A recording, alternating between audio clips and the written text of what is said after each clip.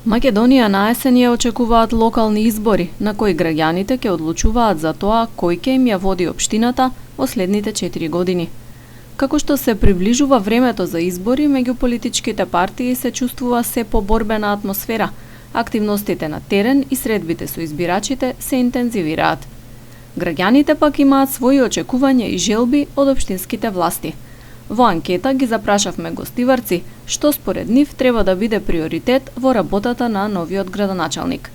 Некои посочија конкретни проекти и зафати кои му се потребни на градот, други го потенцираат развојот на културата, а има и такви кои не веруваат во грижата на властите за народот. Секоја општина може да оснива и собствено здружение или орган од областа на културата.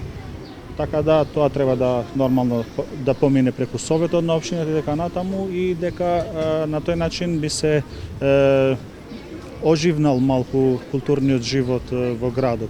А инаку и во областа на инфраструктурата, не само градоначалник, него и многу други началници досега допринеле, односно смениле нешто, но ова област, односно инфраструктурата, никогаш нема зборот доста. Затоа сметам дека во инфраструктурата секогаш има можности да се усоврши, односно да се изгради, доизгради, а најбитното е тоа што било што ќе гради или што ќе градиме, најголемото нешто или таа најголемата рана за гостивар е тоа што треба и да ги зачуваме тие работи, бидејќи сведоци сме и на многу моментално што имаше некои инциденти во смисла на расипување на овие игротеките што се покрај кеот на Вардар и така натаму, затоа што и кога ќе се гради нешто треба и да се чува, односно да се запази.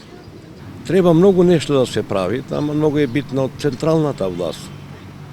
Како доделува централната власт? Тоа така оди сега. Пример Вардарот сега многу е ризично тука, со дете мало не можеш да поминиш. Ние тука близу живееме. Тука треба една добра ограда да се става, jer во секоја година тука деца се дават, без разлика, и возрастни има што се дават.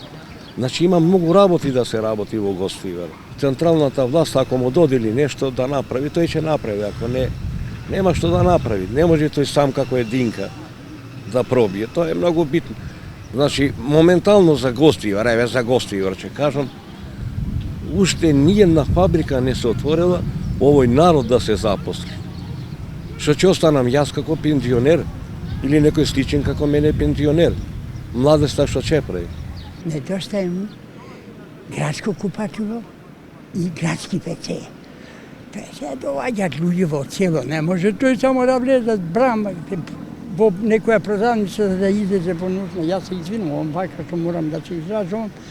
Тоа е тоа, меѓутоа во големиот парк тогаш ја направија тие тоа градско купатило, чија идеја, чија причина го рушија, го растурија и тоа е тоа.